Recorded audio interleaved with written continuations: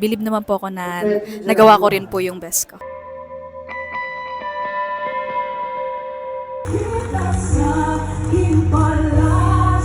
Ayun, nakapagpahinga naman po. Ayan, binuhos ko po lahat kanina sa performance ko. Yung gigil din po, tsaka yung emotion na hinihingi din po ng kanta. Masaya ako na nandito ako ngayon sa TikTok Lak, Tanghalan ng Kampiyon, the best.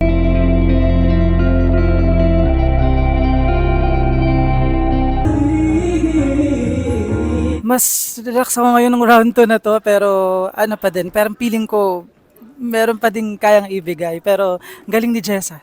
At yan, back-to-back tapakan ni Jessa and Owen.